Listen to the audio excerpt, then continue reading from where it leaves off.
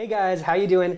Welcome to another episode of Bikini and the Brain. I'm joined with my lovely co-host, number 3 in the world, and the tied for the all-time most winning pro in the history of the sport.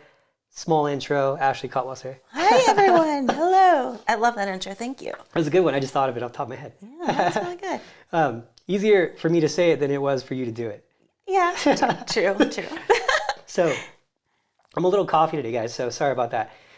But we have a good podcast for you today, and it's perfect timing because Ashley will be leaving here soon. Yes, in fact, by the time you guys listen to this, I'll probably be across the pond already. Yeah, you will be. Yeah, so I got this big trip coming up, my European seminar tour. But not only am I giving seminars while I'm in Europe, but I'll also be competing too. And I want to give you guys a little rundown of my plan, okay? Because some of it's tentative depending on how things go, right? So basically, November 10th, I will be leaving. Might be past the 10th by now, but I'll be leaving and I'll be heading to Romania. So I leave on I believe it's a Wednesday, and then I'll land like a Thursday night because of the time change, and then I compete on a Sunday. So before I do any seminars, I'm competing in Romania because I'm like, you know what? If I'm doing all these seminars, might as well just like compete while I'm in the neighborhood, right? Yeah. And take advantage of these international shows because I don't think there's very many Americans competing overseas now because it's hard. I'm not going to lie, it's hard, with all the restrictions and all the tests you have to do and paperwork. It's a lot. Yeah. It's a lot. If you think it was a lot before, whoa, now is like, geez. So it's a big hassle. So I'm pretty sure I'm probably going to be the only American competing in Romania, but that's okay. I'll take it. But I'm competing in Romania, and then after Romania, I'll be going to the UK for about like a week and a half, and I'll be hitting 5 cities in UK. That'd be fun. Yes, and then that'd be hard. Yeah, and then I'll be heading to Spain to compete. Now, between Romania and Spain, we have a 2-week gap. But I'll be doing like the seminars and stuff. And then after Spain, I'm heading to Ohio to visit the family.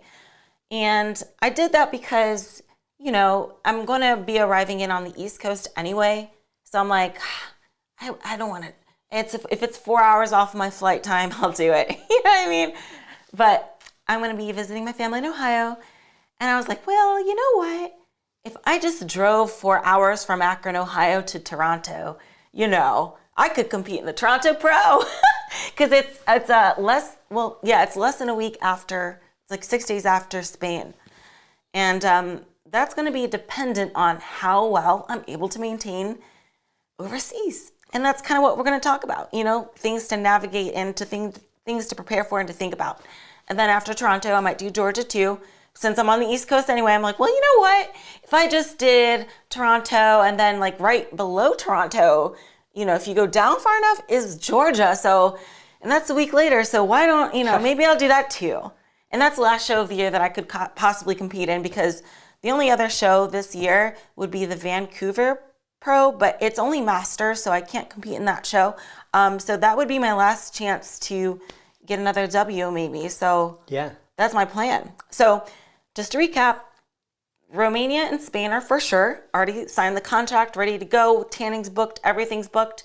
Toronto, Georgia, maybe, depending on how I'm able to maintain overseas. So how many weeks would that be if you did all of them? Is it a show every weekend? Except for the gap between Romania and Spain is a 2-week. Okay. But the after I get to Spain, it's week to week to week. Yeah, 3 weeks. And so that's generally the issue when you're doing a lot of shows in a row, is making sure you can keep your muscle fullness. You can keep it, because you're not. The problem is when you're competing from show to show too, you're not working out a lot. Yeah.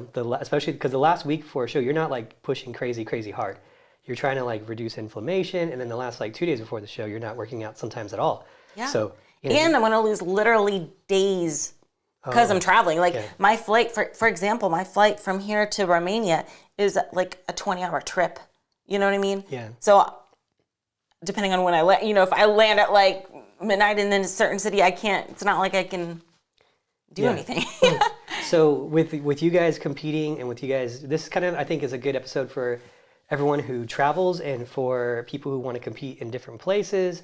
And if maybe you ever want to have a crazy schedule like this, or if you are just trying to do nationals and you have to be in, like if you're going to like Florida for nationals, I always say get there a little bit early, so just in case there's any water retention issues. We've ran into quite a few of those on the East Coast this year. So yeah, like humid areas. humid areas. Yeah. Because we live in the driest state probably. Yeah. Don't quote me, but it's one of the driest states. So anytime you go to like one of these humid states like Florida, it's like you automatically just like suck up the water, but your skin feels nice. It feels like you wear lotion, but you didn't put any on. But yeah, so, but not only just people competing, but this is going to be a very helpful episode for people just trying to just stay in shape or maintain or are prepping. Because I see a lot of people, they'll even go on vacation and go through a prep, right? Yeah. And there's ways you definitely can do it, but you got to be prepared. Yeah. So this one is for all you guys who are traveling, needing little tips, the things that Ashley's learned along the way and whatnot too. So go ahead and get started with it. Obviously, the hardest part is always going to be, I think the hardest part these days, back in the days when people would travel, when I was first prepping and people would go like overseas and stuff to do shows, it was actually, they had a hard time finding gyms. Like you had to like know someone in some of these areas that had a gym type of thing. Now they're kind of everywhere, right? It's not too big of a thing.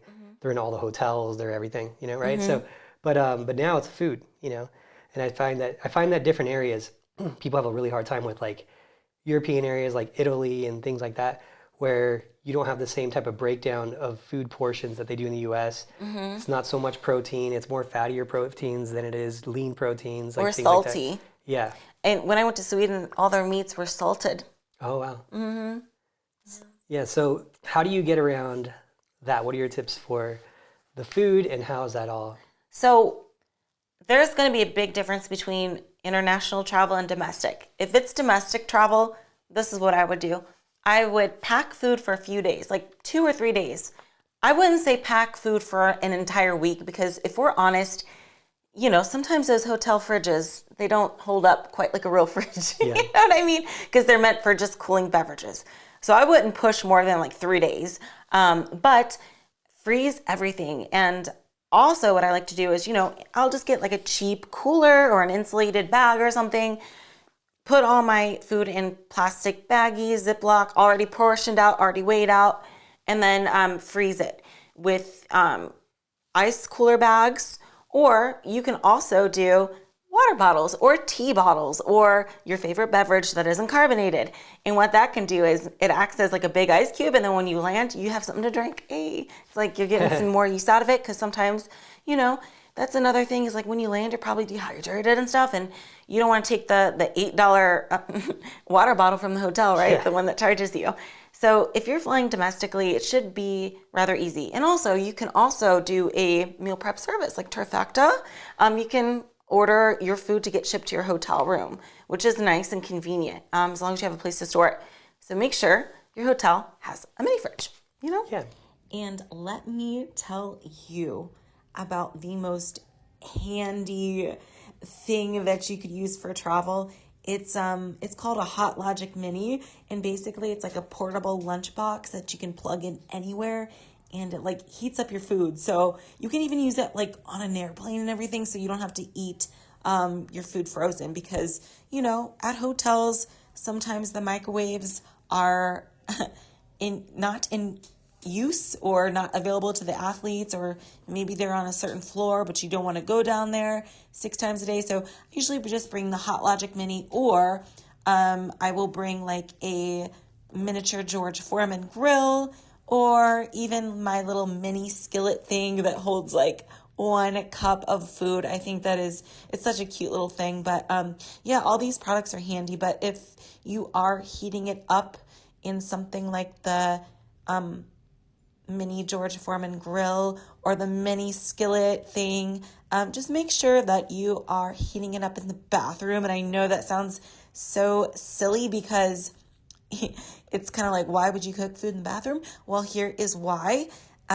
Basically, there are smoke alarms in the hotel room except for the bathroom, because The shower creates steam, so it'd be silly to put a smoke alarm in the bathroom. So you do not want to set off a smoke alarm and have the entire hotel evacuate. So you might just want to do it in the bathroom. Just be careful of things. But yeah, I found that that's a super handy thing to have while traveling. So I will usually just bring one of those 3 items so that I can have some nice warm food rather than frozen gross food. One of the things that I've found too that's really helpful when people are traveling, people always underestimate like the quality of food that you're going to get from different places. But I find Chinese food places being the easiest place to get food at. And a lot of people underestimate, like, what do you mean Chinese food? They do steamed chicken and steamed rice and steamed veggies like all the time. Yeah, you just say no sauce or sauce on side. No sauce. And they do I like steamed chicken, and it's actually pretty good. So when people are like, oh, there's nowhere, I'm like, dude, just Google Chinese food near you, and there's going to be 20 places, that you can go to and be like, hey, do you have steamed chicken? And then you just get steamed chicken and veggies, and that's like an easy way of doing it too. Mm-hmm. So a lot of times too, I'll tell people, hey, if you don't have your own food, or maybe you're past the time frame, maybe you're there for like 5 days, you didn't have enough, like you had to get new food at day 5 or whatever.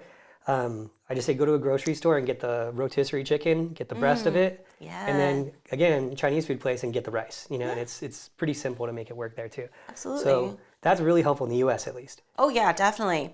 But when we're talking about international, that's when things get a little dicey.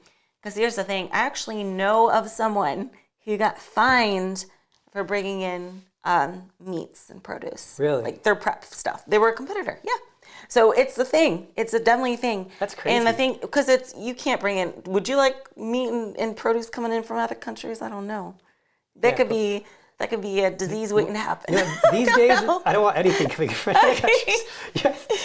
Tried to shut my gym down last year because someone bringing in some chicken breast. Just keep your chicken breast.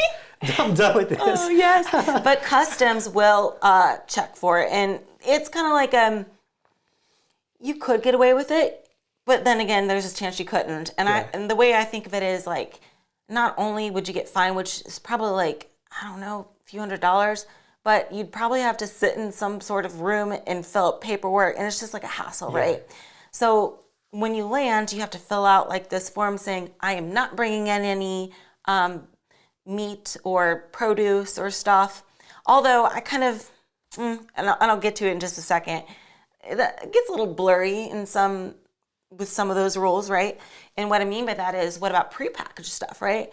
So that's when I would say bring some non-perishable items with you, okay? So for example, I wrote them down. Some good, healthy, items that you can bring with you to have on the plane, or even when you land, just to get you over till you can go to a grocery store. Things like beef jerky. Now with beef jerky, a lot of times beef jerky will have sugar in it, but the biltong, I think is called, it's like another version of beef jerky. It doesn't have sugar. So look for like a sugar-free or a biltong beef jerky. And that can be a great replacement for like meat. So if I'm bringing some with me because I'm going to be flying for like 20 hours. So I don't know how long my chicken's going to stay good, because you can bring food with you on the plane, but it's when you land is when you can't have produce in your possession or meats in your possession. Does that make sense? Yeah. So on the plane ride, you can have that, or you should anyway. So if you want to buy a salad or something at the airport, you can do that too. But beef jerky is nice to have because there's your meat. I know it kind of does suck because of the salt content in it, but hey, you got to do what you got to do, right? You can bring protein powder or bars. I would say protein powder is a little iffy when you travel internationally. I find that anytime you have like a powdery substance, it gets a little suspicious to them. Sometimes you'll get like pulled over and tested with the thing. It's like, just bring a protein bar, I guess. Kale chips. You can bring like those, I don't want to say like canned vegetables, but they make now like bagged vegetables that are kind of like meant to be like canned vegetables, but they're in a bag now. And you can bring that. Again, that's like produce, so that's like a blurred area. I'm still going to bring some of those just in case. But they have like in packages, like I have rice cauliflower, for example. These packages of rice cauliflower that you just put in the microwave and it's good. It's non-perishable, so that's good. I mean, I'm bringing that in. Hopefully it's not an issue because it is technically produce, but it's already bagged. So the individual packs of nut butter. No, you cannot bring peanut butter in your carry-on, just so you know. If you're going to go on a plane, bring the individual packs, which I like to do that anyway because it's like portion control, because we know how nut butter is with some people. Yeah. It can get, it can get pretty bad. Yeah. It's very calorie dense, so be careful. Edamame is great. For those of you who like fish, you can do like the canned or bagged tuna. That is not me. I even make chicken too, but even that kind of grosses me out. I'm super picky, so I wish I could do that. I can't, but most people can. Rice cakes, protein chips, sugar-free gum, and also drink packets like the Crystal Light packets too. I mean, depending on how close you are to a show, but even if you're just going on regular vacation, those are nice to have. And it kind of gives you that incentive to keep hydrated because you're more likely to drink if it tastes nice, right? Which is another thing about dehydration. When we're traveling, especially on planes, you got to be hydrated AF. Adam. Hydrated AF. I like the Mio water flavors. That's the only way I get my liquid in. Those can explode on the plane, so be careful. Oh, yeah? Sometimes. Okay. Yeah, depending. Just make sure it's closed all the way. So, and I do the, like when I'm traveling to like your shows and stuff, I'll do the tuna packets. I started getting into those the last trip. So, but there's like different flavors. Some of the flavors I can't stand. And then there's like some, there's like a barbecue and then there's like a buffalo sauce. And those ones are really good. So, for the tuna packets, maybe that'll help. Yes. Other than that, just rice cakes for me. And then I do a lot of if I land, I just do the grocery store run usually. But You usually go out to have something healthy, though. no, I like to eat out because when I'm there, I'm not doing much, Yeah. So all I do when I do my check-ins, I work out, I go to your show, maybe go to your check-in, and then like you're just kind of sitting there the rest of the day. Yeah, totally. Yeah, it's not your town, so you just go putt around town. Yeah, and that's something to be said. You can still eat healthy even though you're eating at a restaurant. I know you mentioned the Chinese food hack. Yeah. But what other, I guess, tips do you have for people that are like, yeah, I mean, I just landed, the grocery stores are closed or there's none closed, but I want to go out to eat or maybe make the most of my vacation, but they still want to eat healthy. How would you suggest they do it, or what things to avoid? I guess I'm pretty good at that because I'm always doing that, with traveling around. So unfortunately, you pretty much just got to completely avoid Italian restaurants. There's very little there. Very little there. Besides the chicken salad, there's really not much you can do there. Occasionally there'll be there's occasion, like there was one in Littleton, Colorado. They had this Italian restaurant that actually had the zucchini spaghetti, like made out of zucchini. Oh, that's cool. It was cool. So it was nice to be able to go there, but it's very few and far in between places that actually have that. It's just so calorie dense. So, but a lot of the Latin places, they're usually pretty good, like Brazilian, Mexican, Colombian restaurants. Like they usually are grilled chicken. That's like a very common thing, grilled food, grilled meats. And then they have white rices, black beans. Like it's pretty healthy if you don't go crazy. You can go really bad there too. You do chips and salsa and all this stuff, but and plantains, fried plantains. Fried plantains. So good. Yeah, but that's for the most part. If you go there, you can have quite a bit of the options there. Because a lot of it's just grilled meats. So I do really good with that. And then if I go to like a burger place, I will usually like visit a burger place, and that's probably when I go like once a week. I'll have like a burger. Is like my cheat once weekly. And even that's not that bad. Like if you look at it, it's like the burger itself, in terms of like it being a protein, the burger itself usually is like 25 grams of protein with like how big they are. The fat content's high. It's like 18. So you just got to be smart. And then I don't get anything extra on it. It's always just ketchup, mustard, and the veggies. You save my fats for that meal. And then, I have a bun, usually gluten-free. But yeah, so there's ways of doing it where you could just go to a bunch of different restaurants, see your local town, putt around town, sushi, as well, and really have no issues with staying healthy. I think people overthink it way too much. Yeah, and they'll bring scales with them, which I've never done. I don't weigh my food when I eat out. I think, depending on how close you are to a show, I guess that also something to consider. But if you're just going on vacation, I think if you've been doing this for a while, you can get a pretty good idea of what 4 ounces of chicken looks like, or 3 ounces of steak or whatever. So I don't think like it's necessary to like bring a scale with you to the restaurant. I think that looks, it's a bit much. It's like, oh God, it's a bit much here. Yeah, I think for the most part, I mean, the thing when you're talking about weighing like the proteins and stuff at a restaurant with like the portions there, the problem is you really can't do much besides take it away. Like you can ask for 1 ounce extra or something, you know what I mean? So it's kind of like you're kind of stuck with what you're stuck with anyway. So, and I mean, we've had like lunch and stuff, and I noticed like, whoa, I have too much protein here, and I gave you some. That's true. So, That's true. That's funny. So as far as anything else travel goes, like how are you going to get around the gym situation, your workout situation? Obviously, when you're here, you have everything kind of in your bubble, and you get to work out with Sam, you get to work out hard here. How do you maintain finding gyms, intensities, all that? Sure. I would just like to backtrack a little bit with the restaurant thing because I had something to add there. So also with the restaurant too, if you are going out to eat, maybe it's a good idea to say hold the oil because sometimes they do oil the vegetables and stuff like that. And then also I like to always say dressing on side or condiments on side, or you can even bring your own condiments such as those little individual packs of Walden Farms salad dressing. That way you know what that salad dressing is, because sometimes if you just ask for a chicken salad, they're gonna already put it on, and it becomes a hassle. So I would just say ask for everything on side and hold the oil if they do oil their vegetables or whatever. So, but as far as the training is concerned, while you're on that, you gotta tell them your hack, your dressing hack. Oh yeah, if there is no dressing available, I like to just take mustard off the table and then add stevia with it, and it becomes honey mustard. Yeah, it's like 0-calorie honey mustard dressing. Yeah, it's just so smart. Definitely. And even if you had, I don't know if there's a vinegar at the table too, you can make it like a vinaigrette, a honey mustard vinaigrette kind of thing. So yeah, there's ways around it. You just got to be smart and you got to be prepared. I mean, I bought on Amazon all these like low fat Italian dressing packets, and it's like, that's good because I know what's in it. It's not, I can't go overboard with it. So yeah, it's good. So as far as like the training, that is probably my biggest concern about doing my tour, right? Being out of my element.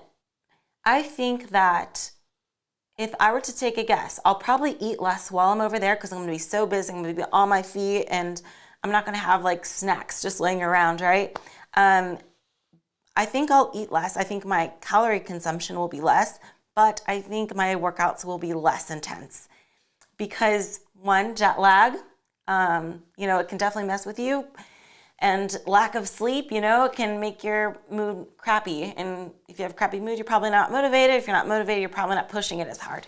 Also, I don't know exactly how easy it is to access the gyms and stuff. So that is going to be an issue. But I think like once I get there, just and check into the hotel, I'll check out their fitness center because I'm kind of like the opposite of you. I'm not like a connoisseur of gyms, right? You give me a small room with some dumbbells at a hotel, like a hotel gym, one of those crappy ones, I'm fine. But you are a connoisseur of the gyms. I'm not a fan of the hotel gyms. I'm fine. I mean, but then again, you lift more than me, so. Yeah, but it's just more about the. I think the traveling experience. You never know what you're going to find, and that's one of the things I've found in like that's one of the coolest things about traveling so much is finding cool gyms and finding cool pieces of equipment and just finding like the new ranking order of your top gyms. I have like this ongoing, always evolving ranking order of like my favorite gyms, and so it's one of my passions is like that. That's one of my things, I want to find every cool gym and go to every cool gym in the U.S. and then around the world too.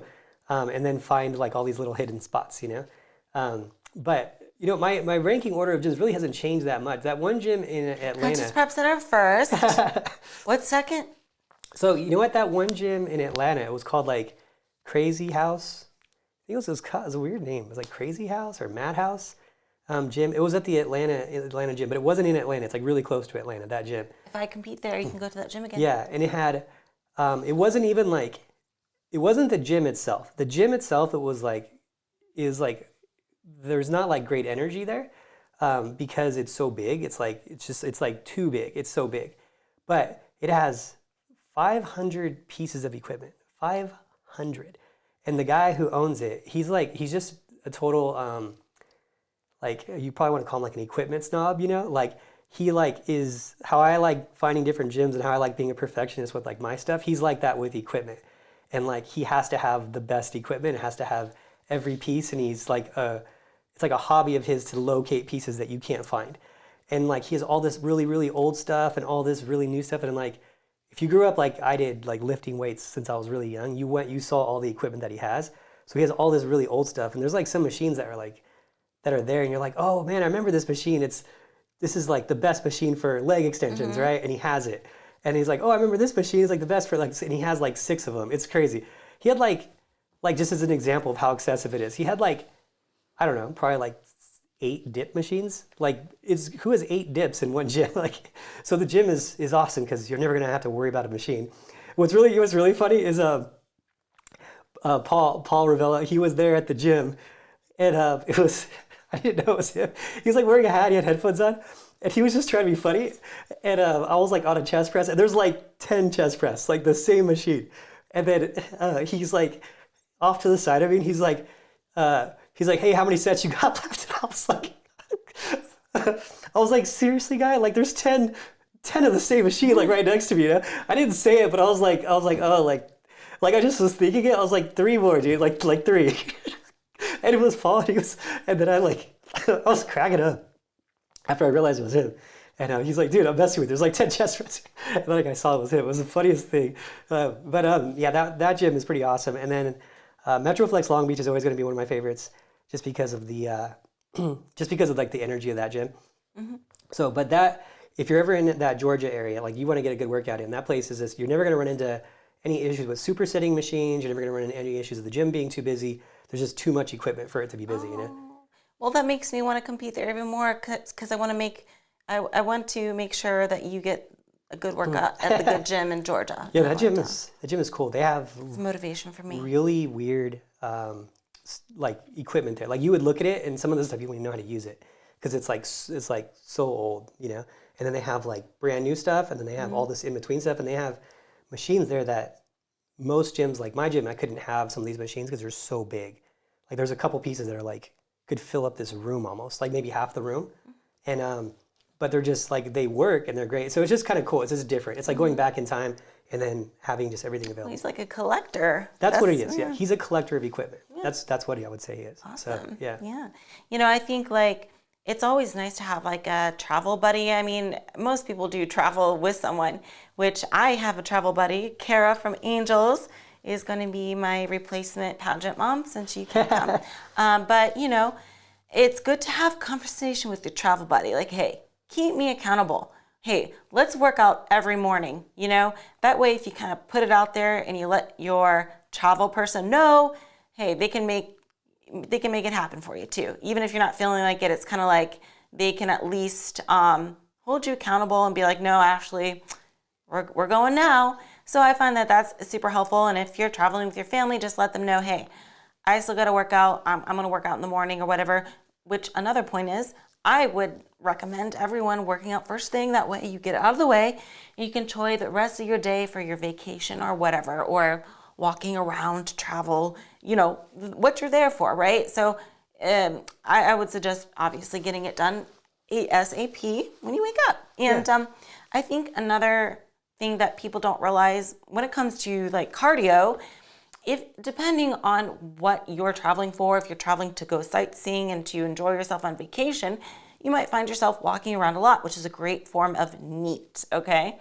And Adam can explain it better than me, what NEAT is and why it is beneficial for your fitness. Yeah, for sure. And then while you were talking, I looked up the gym just to give them a shout out. Madhouse, it's called Madhouse Gym Georgia on Instagram, and they are in Mableton. So really, really cool. Just a totally different, you're just basically working out in some guy's giant collection of equipment, which is really, really cool. I like that he's like a nerd about it, you know? Like he's like, he just wants all the pieces of equipment. And so anyway, shout out to them because they actually treated me really well when I was out there. They didn't even charge me to work out there. So anyway, yeah, NEAT.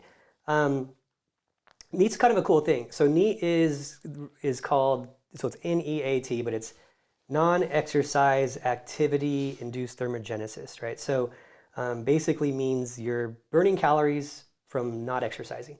So anything like vacuuming the rugs, sweeping the floors, walking around town, going to the mall, that's your NEAT. And so that's something that you should always be kind of keeping account on too. So like seeing your steps when you're in prep and whatnot as well.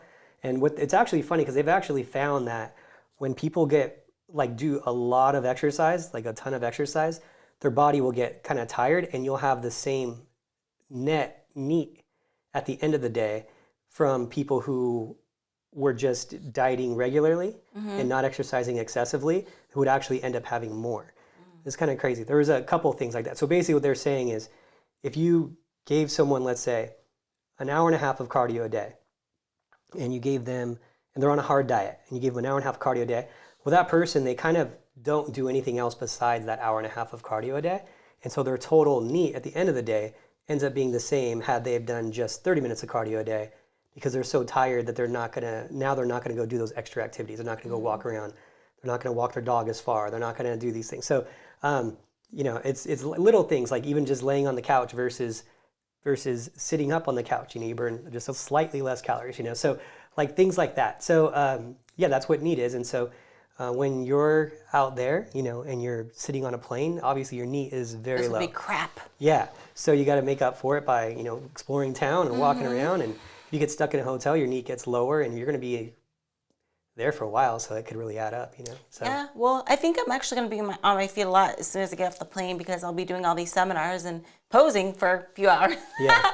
So I think that's fine. But, I think another thing that people don't realize is as it gets darker sooner, our NEAT also decreases, right? Because we're not up and about and walking around when it's dark out usually. Yeah. I find that I'm way more active in the summer, just naturally, just from walking outside, because it's nice. For example, I will walk to Orange Theory, which is a mile walk there and a mile walk back in the summertime, right? I'll walk there. But as it gets colder, not gonna do that. No, I don't like the cold. So same thing goes for the darkness too. Like when it gets dark, you're probably less likely to be like, yeah, I'll go for a walk outside, because I just feel like when it gets dark, day's over. So yeah, that's something to also be aware of. And I think a lot of people put on a little extra weight in the winter and not necessarily change much about the routine, but they're just less active because of the daylight, less of it just means you're more inside more. And especially in the areas that get cold when you really can't step outside at all. So, something to keep in mind. But if you, when you do plan your travel and stuff and everything, I think it's helpful to kind of give a little extra effort the week that you're about to depart, right? So you can kind of stock up a little bit on your workouts. If you want to give a little extra effort with your cardio, maybe do a few extra workouts in the weight room. That way you kind of give yourself a little bit of a cushion or a head start, Yeah. So I'm trying to think of anything else that maybe we're missing on the travel part of it too. Is there anything else I think I'm trying to think of anything that maybe on the travel part of it where we're missing? You mean at the plane ride itself? Yeah, like the travel. Yes, get that aisle seat, because you better be chugging that water, because you're gonna be peeing. Okay. And I would say also compression socks, especially if you're flying internationally, because I've experienced it before. Your ankles get so swollen, You do think they help, yeah? Yeah. Yeah, because I heard that tip a long time ago too, and I've heard of it helping, and I just always kind of thought it was wasn't sure if it was in the head or not, But you actually tried it versus without. You do think it helps. Okay. Oh yes, compression socks help. And obviously, if you're just flying 2 hours, to another state, it's no big deal. But for me, I got a long flight, so I'm definitely gonna put on them compression socks. I got me a freaking aisle seat. I'm gonna bring a whole bunch of empty water bottles and fill them up at the fountain.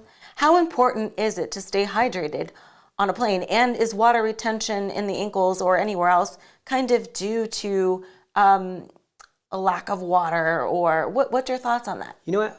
I don't know how they directly correlate. I don't know that. All I know, and here's one of the things about these meathead bodybuilding practices, right? And this is why I'm always in the middle. I'm always well, never go full science, because the full science guys never succeed, and never go full meathead, because the full meathead guys end up hurting people. So you got to be somewhere in the middle, right? So one of the things that I learned from them is that they say stay super, super hydrated while you're on a plane. They say get up and walk around when you're on the plane. They say wear compression socks. So I do it, and I tend to have decent results. But it's one of the things that you don't you're never going to know for sure, you know, because I mean, who's going to really fund a study for that, right? So how are you going to ever know that for sure? So sometimes these bodybuilders, it might just be, none of it might work at all. It might be just luck of the draw. But is it really going to hurt you to drink extra water and get up and walk here and there and wear compression socks? No. So might as well just try it. So all I could say is, since I've done that, I've had less people hold water than more. You know, I still can't really solve the issue of getting to the East Coast and then instantly absorbing so much water. But yeah, but I think that's just a time thing. I think the only way we can solve that, right, is just getting there earlier and spending more time with there. anything. Yeah. And no matter what, if you're competing though, like if you're just going there on vacation, you don't have to. But like, yeah, if you're competing, I guess the farther away you are, or if you know you're going to a humid area, you better get there a few days early, not the day before. That's for sure. If you're going to the state next door and you have a 1 hour flight, you can probably get there the day before. In fact, we've done that quite a few times. Like, oh, we're going to California. We'll just get in on Friday morning or whatever. But yeah, like you got to be prepared for that. And I think the state of which you live makes a big difference too. Like if you live in a state that's kind of humid, then I don't think it's going to matter as much if you go to another humid state with like the water retention versus us. We lived in both times. I mean, I've been in Denver, and you were always in Denver for a while, and that's a really dry state. And then you went to another, and then you go to like a humid state. So it's like the same.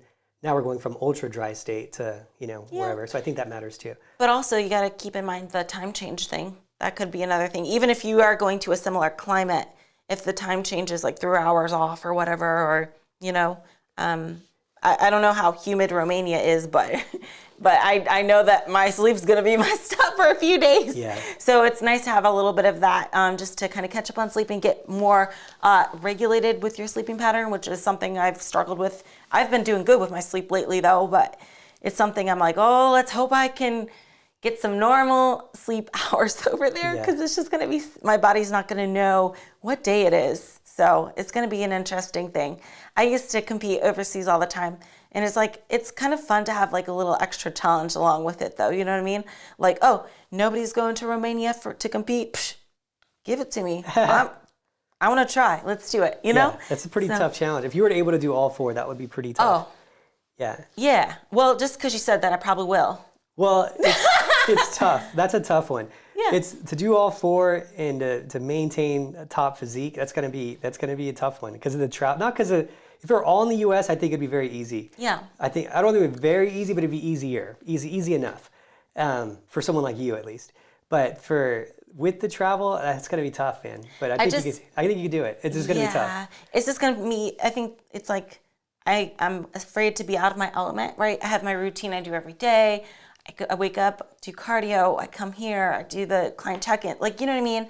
And just have then that disruption and being in a new environment and not knowing, like, oh, where am I going to work out, or when am I going to work out, or how am I going to sleep? You know, it can add an extra layer of difficulty and stress. But another thing that I am going to do, and everyone should do this as well, even if there is a gym near you or not, bring some resistance bands. If anything, you can at least get a little bit of a workout in the hotel rooms, because I suspect I will probably have to do a few hotel room workouts, and they're not the same. They're not the same with the resistance band, but it's better than nothing, right? You know, even if I have to do like jumping jacks in my hotel room, I'll do it just for the heck of it. But obviously I would rather be in my environment, but you know, you got to do what you got to do. Yeah. So I'm trying to think of anything else. I think we got most of it covered. Yeah. Sure. Yeah. Yeah. Any final thoughts? Yeah. Just let us know in the comment section below what your travel hacks are. And if there's something that we didn't name on here, just let us know in the comment section, and maybe you can help out somebody else.